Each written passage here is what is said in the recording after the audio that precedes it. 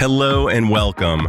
I'm Dr. Adam Dorsey, a psychologist in Silicon Valley, and I am the host of Super Psyched, a podcast dedicated to supercharging your life. Each episode contains fun, high-quality interviews with experts looking at psychology from all angles. Super Psyched is your tool to get more of what you want in your life and less of what you don't.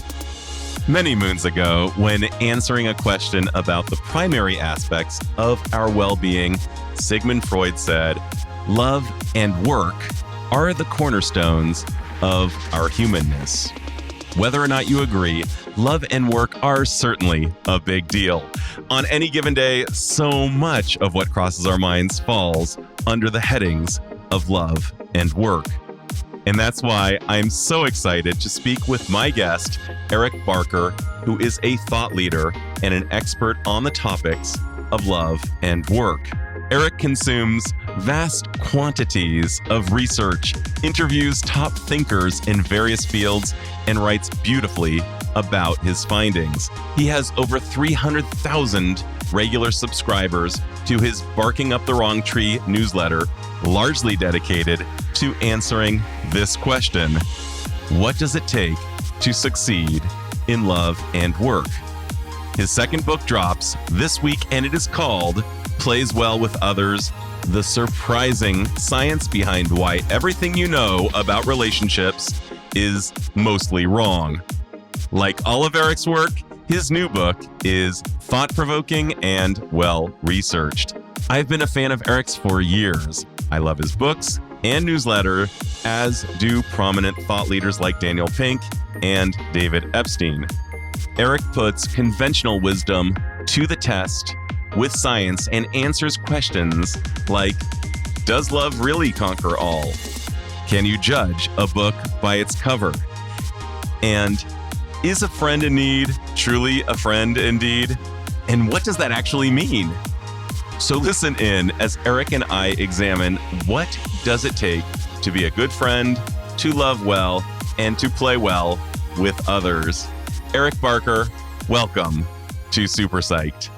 It's great to be here. Thanks so much. I'm a fan of your work. I've read your newsletter for years, was so excited when you'd written Barking Up the Wrong Tree, was beyond excited when your new book came out. And it's been my experience that reading your books and your newsletter are the truest and healthiest form of brain candy I have ever consumed. It's as if I'm eating Skittles and getting smarter with every delicious bite.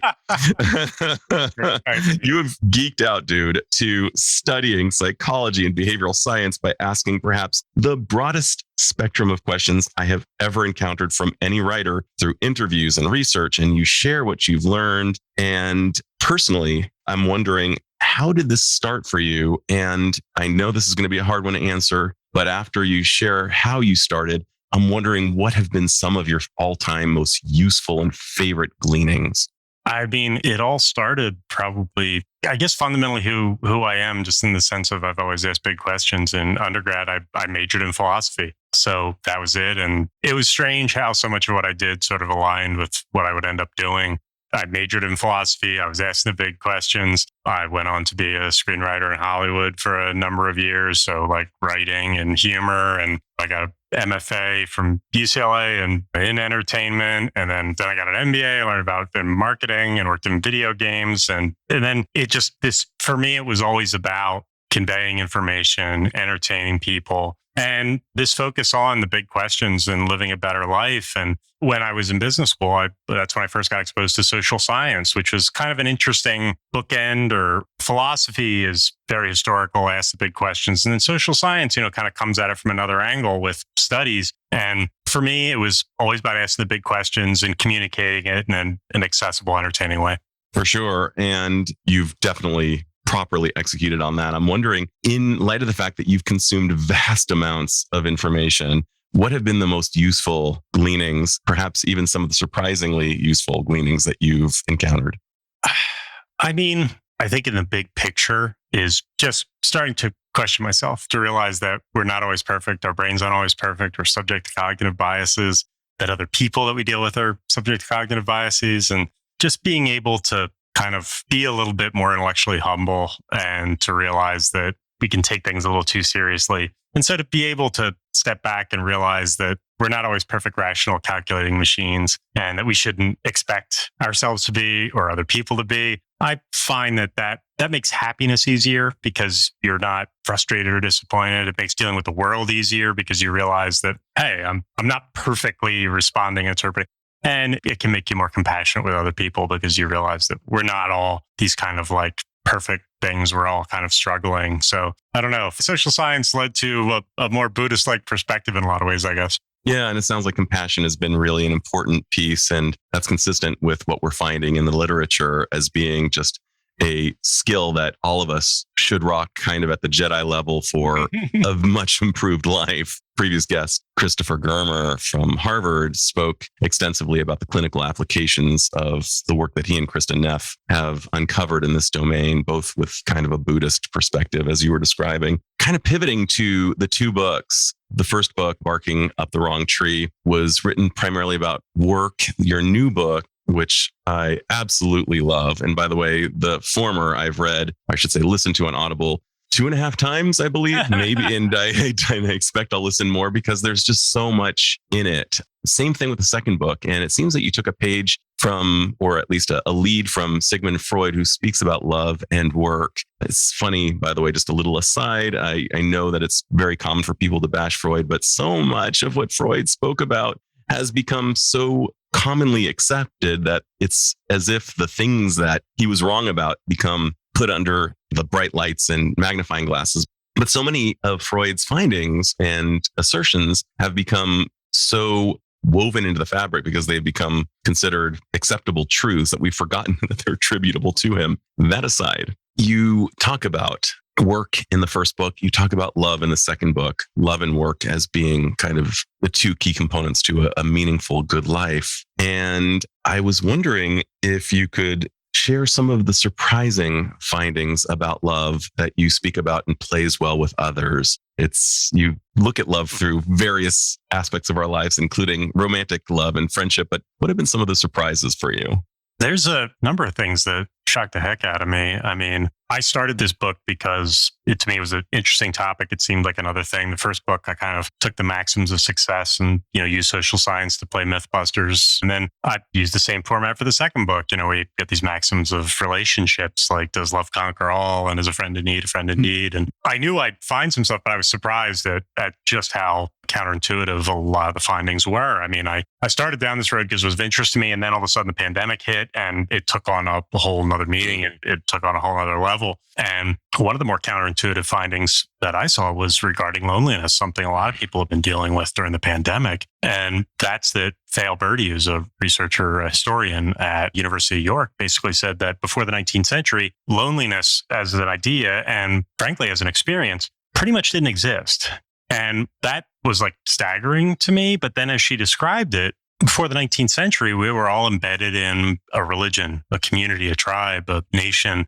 We had these bonds and connections that we were really there. Individualism and many other isms, existentialism, capitalism, so many isms started in the 19th century that really blossomed in the 20th century, that we were much more individualistic. Historically, people experienced solitude. But the word lonely, if you look throughout most of writings pre-19th century, it meant isolated, but it didn't have the negative connotation. It actually wasn't until Mary Shelley's Frankenstein that the word lonely was used with this negative valence. And then you look at more recent work, John Cacioppo's work on loneliness, and you see these really seemingly crazy insights where lonely people, on average, don't spend any less time with other people than non-lonely people do. And that sounds crazy, but we've all felt lonely in a crowd. We've all felt surrounded by people, but still felt distance. And coming to that realization that loneliness is, certainly having people around you face to face is a positive and good, but loneliness itself doesn't care if you're alone. Loneliness is a subjective experience.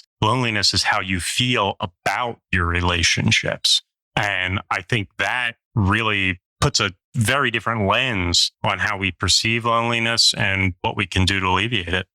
Yeah, and I often like to kind of contrast between solitude, which is so healthful for us, and loneliness itself, which is in every way deleterious, it seems, to our well-being. At least there's a lot of evidence to show that. And yet one of the things that you've done so well is you pop these fallacy bubbles that we experience through our wrong inferences when it comes to perhaps an axiom that is maybe not altogether correct or misunderstood research. And it's great that you're sharing that piece on loneliness as well. One of the things that you hilariously write about is how bad we are at reading others, that we experience this fallacy believing that we're actually pretty good readers of people, but even the best readers of people are accurate somewhere in the vicinity of 40% of the time. And that our confidence tends to grow the longer we're married, for example, to our spouses, and even with our spouses on certain measures like their current state of self-esteem,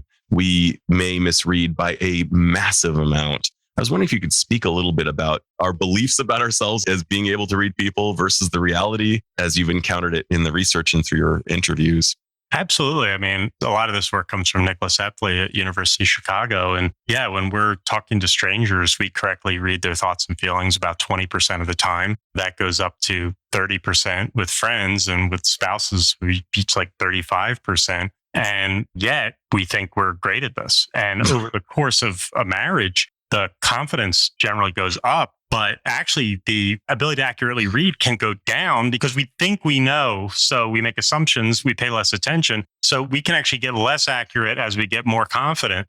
And it's comical because we have this. That's the first section of the book is all about judging a book by its cover. And we're really bad at reading people's thoughts and feelings. Big part of that is motivational. It's just that we really usually don't focus on really trying. And when our brains don't focus and try, they kind of get lazy. What's interesting on the flip side of that is that in terms of reading people's thoughts and feelings, we're pretty bad at it. But for first impressions, we're actually pretty good. First impressions, we generally around 70% of the time, we're pretty accurate. Now, granted, you wouldn't want your kids to get 70s in school. Those would be Ds. But 70% of the time, we are pretty accurate. But the tricky part about first impressions is, though they're more often accurate than not, is that they're very, very sticky. And we have to be careful because once we lay down those judgments, they can be very difficult to revise. So true. When we start to think something about someone erroneously, because we might have caught them on a bad day or on a good day and erroneously conclude that they are this or that, we hold on to that perception. And I'm sure for our survival, that was a good thing at one point. Yeah. But these days, and so much of what we're learning now is how to adapt to our current context rather than an ice age version when our brains were pretty much still the same, but our surroundings were so different. You know, one of the things that you talk about regarding our accuracy or lack thereof is an idea called egocentric anchoring. And I was wondering if you could describe what that is and what you would suggest to improve our accuracy at reading people. Yeah, egocentric anchoring, again, this is Nicholas Epley's work, is the idea that very often we default to thinking that people think just like we do. So we make assumptions in that, well, I only do X when I'm angry. They're doing X, so they must be X. And this, you're giggling there. And I think that's natural. I think we realize once it's presented like that, we're like, oh, that's probably that's probably wrong. Yeah, but that is very common. And in terms of getting better at reading people, like I said, the first step is really motivation, is that what you see throughout many studies is that when there's loss or gain, that people all of a sudden become much better because their brain is focusing and trying. When you look at like first date situations, people become much more accurate people readers because all of a sudden, loss or gain is present. So if we establish for ourselves, hey, this is important, this is meaningful, you will be more motivated, you'll be more focused. Beyond that, people love body language. And the truth is that there's a reason that there is no body language Rosetta Stone. And that is, there just isn't. First of all, with strangers, or just acquaintances, we don't have a good baseline. And without a baseline, you don't know. For some people, drumming their fingers might mean they're bored. For other people, it might be a nervous habit. You don't know. There are always contextual influences. I could be shivering because I'm nervous. I could be shivering because I'm cold. And it's very, very tricky. Meanwhile, the big thing here that we should pay attention to is voice, because when we can hear someone, but we can't see them, empathic accuracy only drops out off about 4%. Meanwhile, if we can see someone, but we can't hear them, empathic accuracy drops 54%. So paying attention to someone's voice is really critical. Some other tips are to pay attention to context. If you're just having coffee with someone, you're only going to get so much information versus if you were playing basketball with somebody, you'd see how they make decisions. You'd see their style of play. You'd see if they cheat or not. If we're not only just one-on-one, but if you bring other people into the mix. So for instance, if you only spoke to someone else in the presence of their boss, would you think you were accurately seeing the whole them? It's like, no, not really. So there are a number of things we can do, because one of the principles I really talk about in that arena in the book is that our people reading abilities are quite poor overall. However, we can compensate for that by trying to do things to increase other people's readability. So our people reading is not great, but if we can get them to send stronger signals, thereby we can become more accurate. Dude, you must have had so much fun writing your books and writing all these great newsletters that you write, because they are interspersed with so much, kind of snarky hilarity, but usable immediately. And one of the funniest things that you talk about is how bad not only are we at reading other people, but we think we know when people are lying and we don't. One of the great stories that you talk about is about a bogus Brazilian soccer player. His name was Carlos Kaiser, apparently. And I laughed my ass off when I was reading about this guy. Could not believe what I was reading. But I was wondering if you could tell the story of Carlos Kaiser and just a little bit about how bad we are at detecting lying. Yeah, Carlos Kaiser was a soccer player, and he basically wanted to be famous. He wanted to be rich, but he didn't actually want to play soccer. And he was actually pretty good at it. He got recruited to a youth league when he was young, but this guy literally had a multi-decade career and never scored a single goal. He faked injuries just to an insane degree. He once got a dentist to write an excuse that one of his teeth was causing a problem so that he couldn't kick the ball. He just would go and he would befriend all the other players and they loved him. He's a fun guy.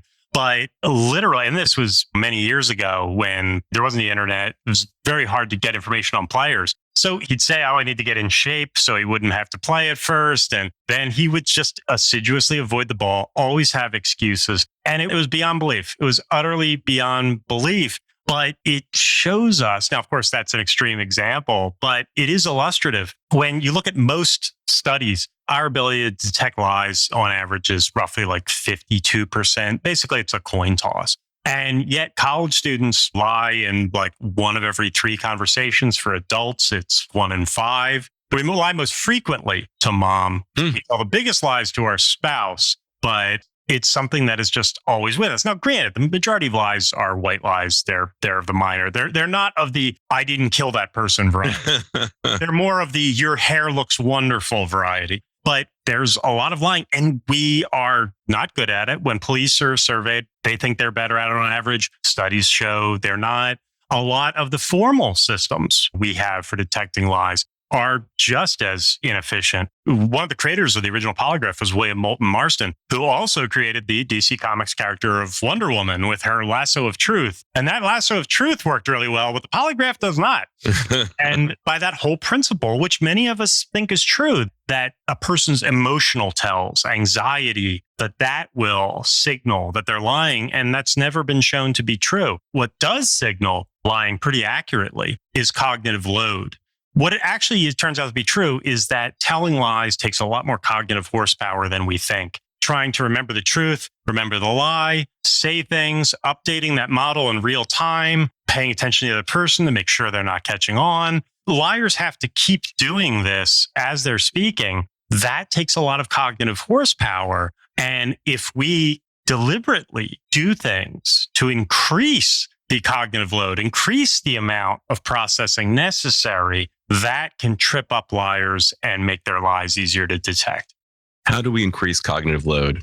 There are a number of techniques. I get into a few of them in the book. One of the things, first and foremost, is changing the frame you use. So most people think to themselves, does it look like this person's lying? But Albert Vriege, who's done a lot of work in this arena, says if you change that question to, does it look like this person is thinking hard?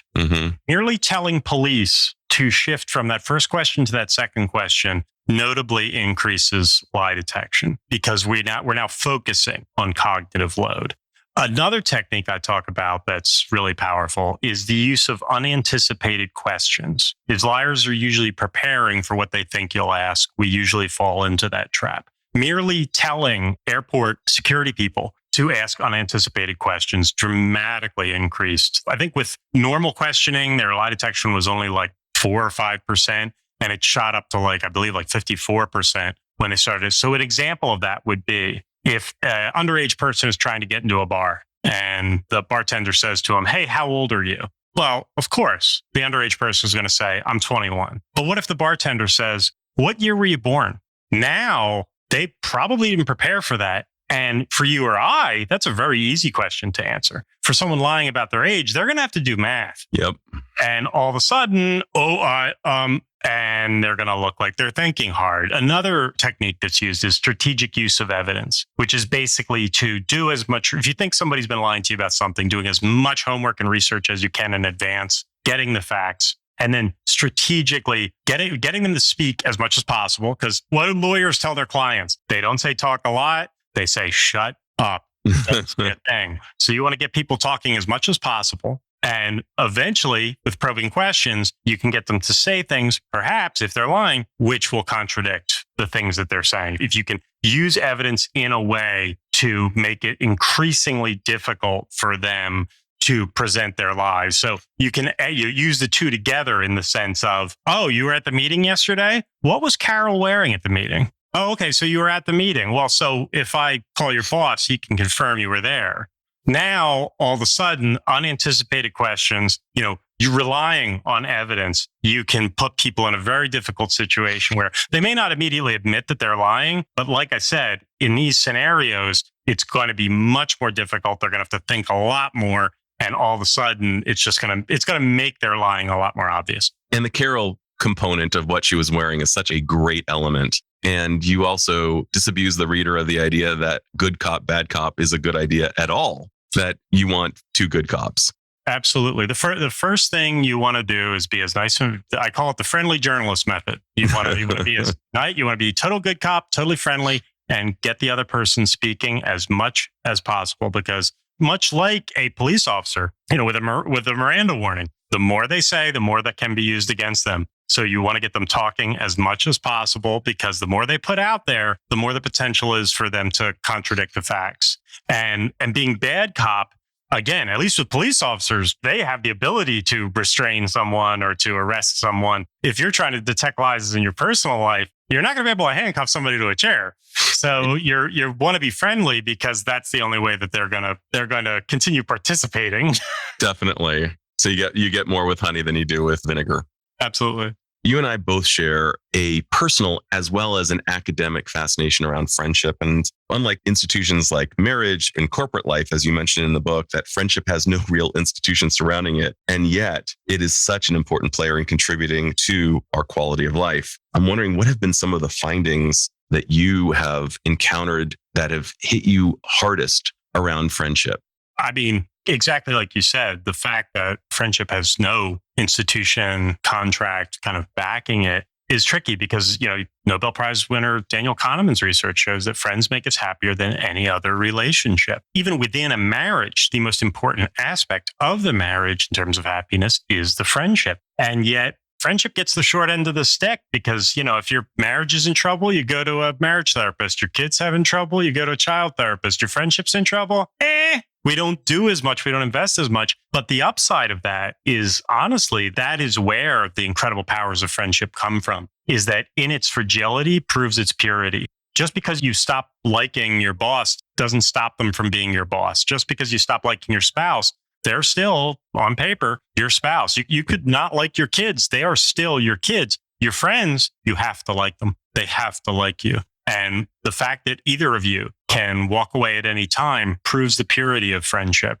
That's why they make us so happy, is because if we don't like them, they're gone. So there's something really powerful about friendship because it's always voluntary. And what surprised me most about friendship was looking, again, trying stress testing the mainstream ideas around friendship is that much of what Dale Carnegie said in How to Win Friends and Influence People has been validated by social science. He got one wrong in that he said, try and put yourself in the other person's shoes and see things from their perspective. But as we just discussed with Nicholas Epley's work, we're terrible at that. In fact, it makes us worse. But by and large, I was surprised to see two things. Number one, that Dale Carnegie's work largely holds up, but that number two, it is really only valuable for the beginning of the friendship and that it can easily be used by bad people to manipulate others because it is very low cost, low investment. And that's why we like it. It's easy to do, but that's why con men and manipulators like it because it's easy to fake. And what we need to do is to take a term from economics. We need to use costly signals to actually deepen our friendships that go beyond what Dale Carnegie recommends.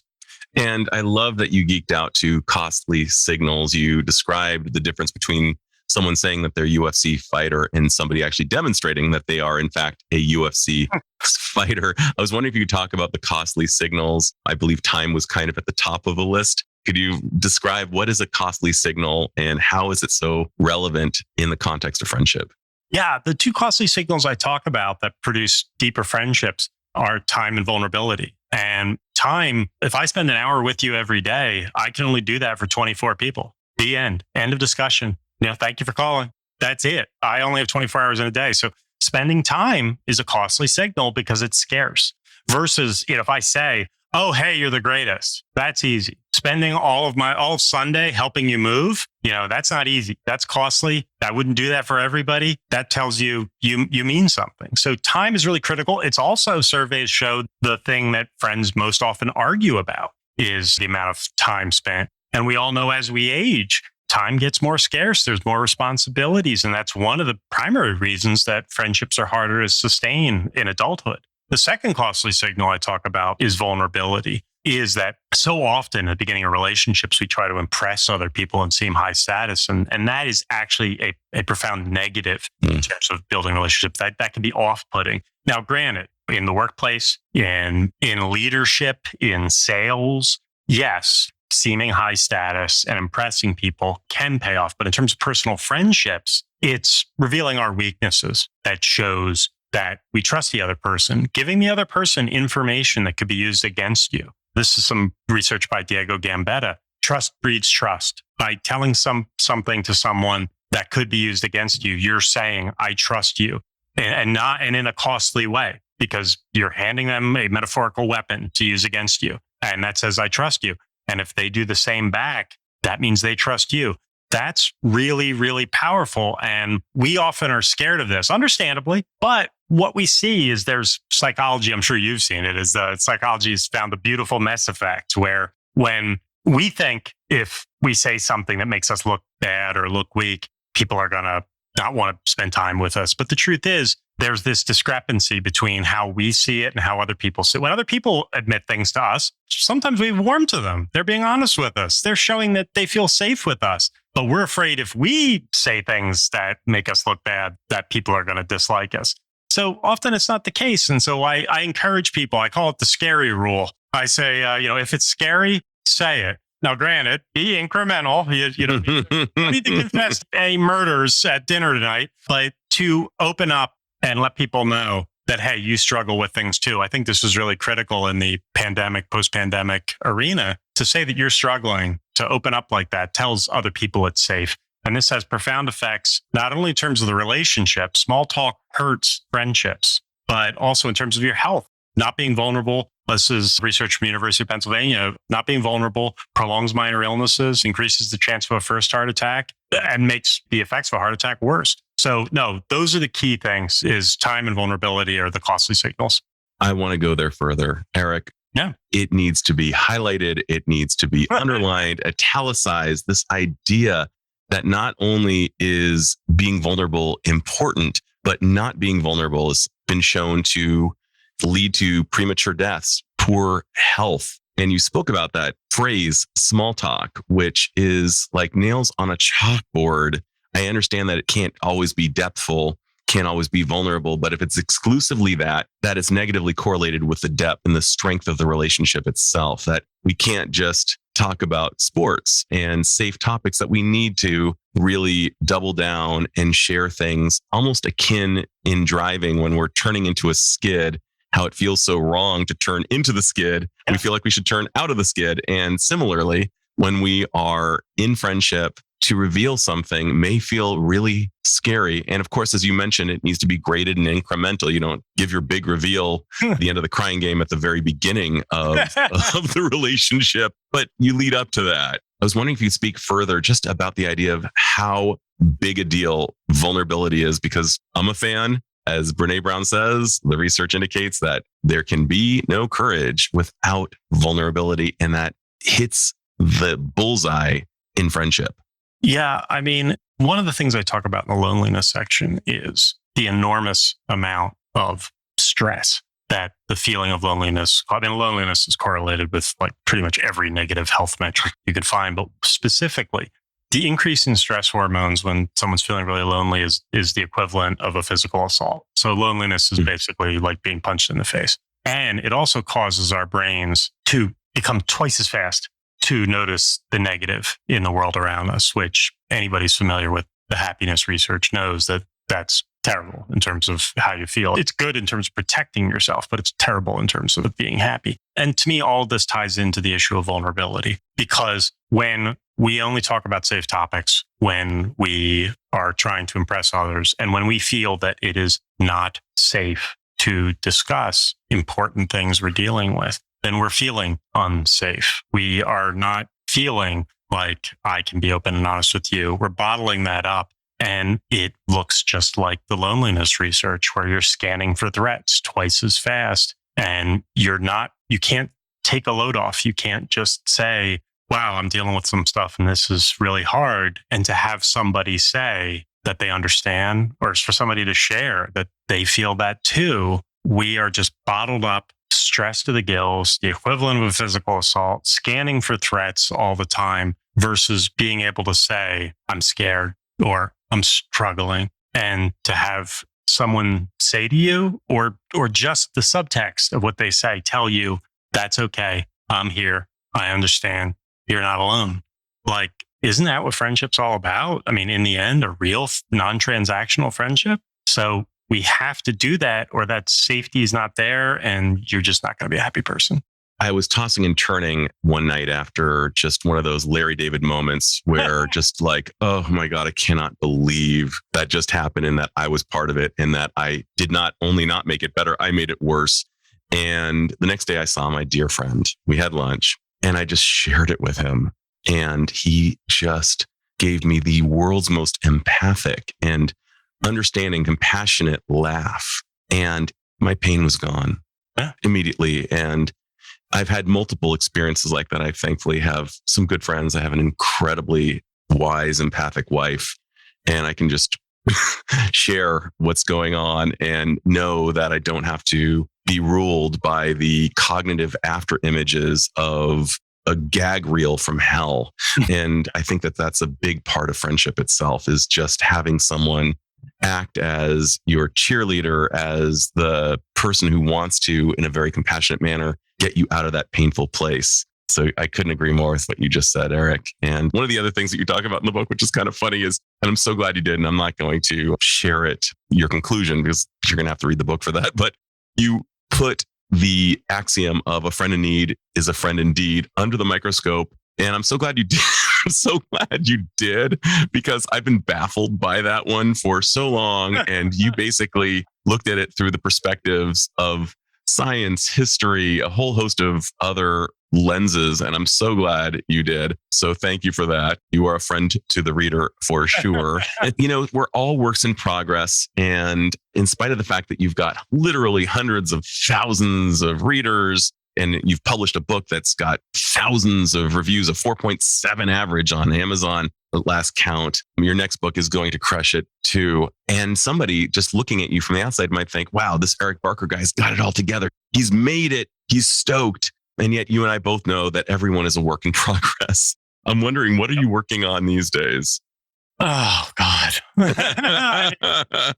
I don't hold myself up as some paragon of virtue. I share ideas, and I'm still working on a lot of the stuff I learned while reading the book. I mean, I haven't been good in romantic relationships. I mean, sometimes I've been pretty bad, and, I haven't always been the greatest friend. And to do all this research, to look and to learn and reflect, I'm trying to make sure to designate time for the people who matter. I'm trying to be more vulnerable. I don't think that's something that comes naturally to me. But one thing I'm very lucky about is that in having this time now to promote the book, it gives me a good reason to reach out to a lot of people, and hopefully not to just say promote my book, but it gives me a good reason to reach out to people. A lot of old friends are reaching out to me, and now I'm a lot more committed to trying to improve my relationships and be a better person. And luckily now, after a couple of years of researching, I think I have some better ideas how to do that. That's so great. And it seems like it's all about prioritizing. Even the name, which is a great pun on your last name, Barking Up the Wrong Tree. It seems that you're really trying to make sure that you find the right targets, that you exercise time management, seeing that is our one most costly resource, our non-renewable resources. I like to say we can lose our health and get it back. We can lose our money and get it back. But we can't lose our time and get it back. And it seems that one of the things that you're really aimed at doing in this research and in your own self-reflection as you do this work is finding ways to make sure that this time is really used in a meaningful way. Absolutely. Time is in many ways the ultimate metric. If we thought about it constantly, it would drive us crazy, but often we don't think about it enough. And I think it's really critical to be so aware in terms of where your time is going. So let's go with your first book for a second. You famously cite research kind of bursting the bubble around being valedictorian and that it may not be all that. And I'm sure everybody has asked you about that. In as much as everyone has asked you that, I'm going to go with the inverse. What is a question? And by the way, folks, you're going to want to read the first book too, because the valedictorian piece is just so shocking. There's just jaw dropper after jaw dropper in these books. They're so much fun. But I'm wondering, what is something you get asked to a lot of podcasts and other interviews? What's something that people haven't really asked you that you kind of wish they would? I mean, for me, it's tricky because in the first book, I totally agree with you. A lot of people gravitated towards the valedictorian, right. Valedictorian study. And I think a lot of people were made happy by that because by definition, most people were not valedictorians. Schadenfreude. Exactly. But for me, that was a very personal chapter because I don't feel like I'm somebody who has always played by the rules. And I've seen some benefits there. And I think that's something interesting that we see because both my books look at the maxims that we grew up with. And sometimes there's an aspect of that's, those things were never true, or, those things used to be true. They're not true anymore. Or sometimes those things are an issue of an agenda. Society has an agenda for us and wants certain things to be true, maybe even if they're not. And for me, it's like, there's always the personal issue of how do I put these things into place? And it's a struggle because I'm constantly reading so much and just trying to implement these things in a way I can use them. And it's tricky for me. Right now, it's the focus on the relationships. And like I said, I'm primarily focused on my friendships. And I don't know. I'm not sure what I would say is the most under-discussed because especially with Plays Well with Others, I think you're like the second or third podcast I've recorded. So I haven't really thought about it. I really haven't thought about it enough. Sorry. Fair enough. So, Eric, I'm beginning to think this may be me barking up the wrong tree, or it might be me barking up the right tree, that perhaps a fusion of these two books and what they have to teach us could actually be made into a movie of some kind and various aspects. I mean, there's some of the stories about people, and I'm just wondering, given your background with your MFA, as in being a screenwriter yourself and having been so involved in Hollywood as you have been, is there any case for that? It's a good question. I think many of the stories are cinema worthy. I mean, that's the filter I used when I was picking them. Do they illustrate what I'm talking about? But I don't know. A lot of the nonfiction books I read, I think the illustrative stories they use are often pretty boring, are their personal stories versus I try to find the most sensational, big, exciting things that I can that are still related and illustrative. I don't know if there'll be a movie. I mean, maybe I think that was Stephen Johnson did a multi-part documentary series called How We Got to Now, based on his book, How We Got to Now. And I thought that was excellent. Maybe a documentary kind of there we go in that fashion, but that would be cool. All right, Netflix, come on, beat out Amazon Prime and get to Eric quicker. And if you want somebody to collaborate with, you've got me. I would be stoked. One of the things that delighted me so much was your descriptor of this syndrome called Williams syndrome. I'd never heard of it before. It seems like we can learn a lot from people who actually were born with this genetic condition. I was wondering if you could share what that is and how it relates to friendship. Yeah, people with Williams syndrome, it's a genetic disorder. And basically, it affects the body in many ways. But one of the ways is it affects the oxytocin receptor and basically makes these people the most friendly people in the world. Just every time they are dealing with others is literally, it's comparable to an experience with the drug ecstasy or to that initial feeling of seeing your newborn for the first time. It is that explosion of emotional connection. And these people are developmentally delayed, but they just are so loving and so trusting. And it's amazing. And what scientists found was that the genetic difference between your average person and someone with Williams is analogous in many ways to the difference between like wolves and puppies, in the sense that dogs are always, they love you. They're so friendly. They're so warm. Those genetic differences are similar. And what we can see is we see in people with Williams syndrome, people who just have a boundless energy and love for others, compassion and interest for others. And one of the researchers I quote in the book basically structured it. She presented it as, she flipped it and she said that it's all of us who have the disorder. The non-Williams people. Exactly. We don't hug enough. We don't trust enough. We don't love enough. They're the only group of children ever found who has zero racial bias whatsoever. In almost all research, children tend to trust people more who look like them. And that is found around the world in every culture to some degree.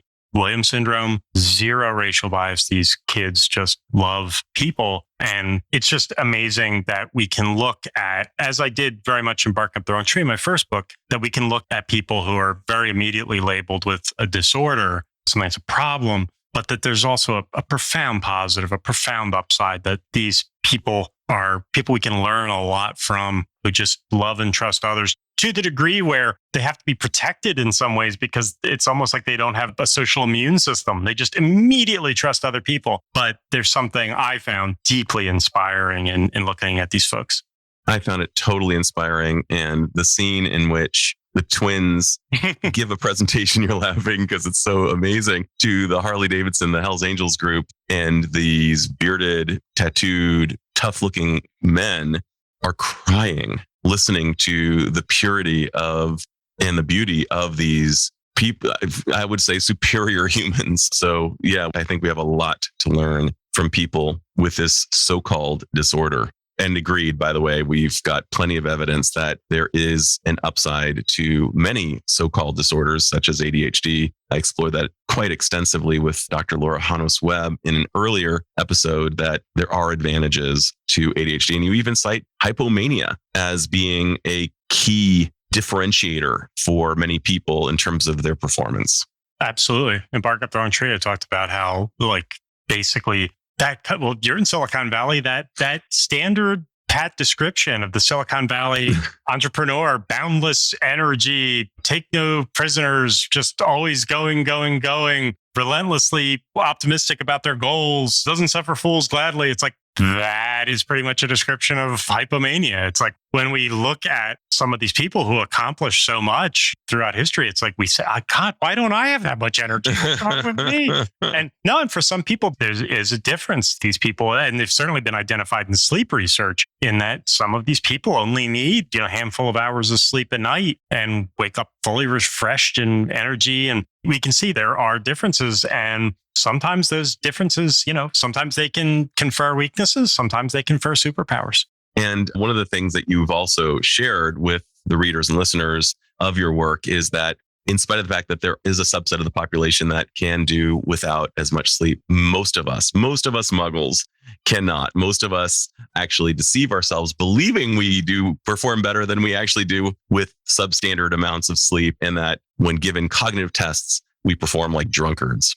Absolutely. Is that it's much like the research on reading people. We can't trust our levels of confidence when it comes to that. Sleep is profoundly important, and we tend to measure it just in hours. And the thing is that we have different phases of sleep.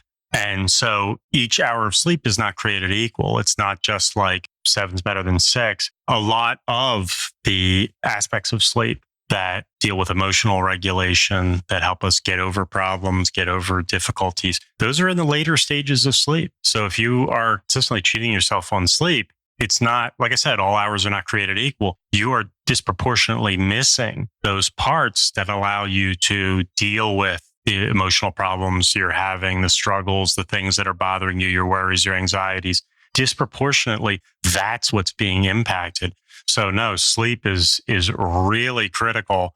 And I've struggled with some sleep issues myself, and I can tell the difference it makes. We really need our sleep, and it is often the first thing to go. And often it's not a very good trade.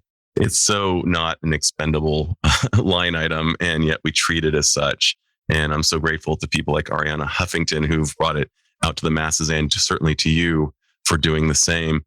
My final question, Eric, I've been so delighted to meet with you. I've been so looking forward to this, is a magical one in nature. If you, I should say maybe even fantastical, if you had the powers to confer upon all humanity one insight or skill that would change the quality of people's lives for the better, what would that insight or skill be? And how do you imagine it would impact the individual and perhaps even society at large? I would have to say a little more compassion. I think it's all too easy to forget that other people are struggling, other people are suffering. And I say this not as some wise dude with it coming down from the mountaintop. I say this as somebody who has at times, I'm embarrassed to admit, have not been as compassionate as I should be.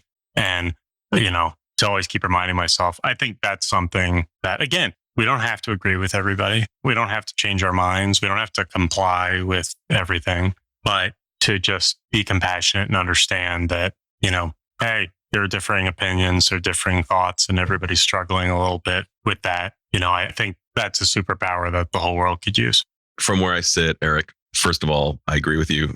I have a few very smart people have also suggested that that would be their wish. And coming from you, a man who, in my perception, has already written a few doctoral dissertations in the form of just the amount and just the vast quantities of research you've consumed, it just lends just so much credence to this idea, so that you came to compassion and even so lovingly conveyed to the listener that is something you're working on as well. Certainly I am too. And I'm also working on becoming a better sleeper as well. It's definitely one of the things I want to get really good at doing. I just am so grateful to you and for all that you're sharing with the public, helping identify wrong trees that we can bark up and the trees that we want to bark up instead. And man, we'll talk about just using the dash between your birth date and your death date really well. You're crushing it, bro. So thank you so much for all you do and for sharing your wisdom with my listeners. Oh, thank you. This has been fantastic. Right back at you, bro. This is Dr. Adam Dorsey thanking you for listening to Super Psyched. If you know anyone who might like it or who might benefit from listening, share it. And if you like the episode, please hit subscribe.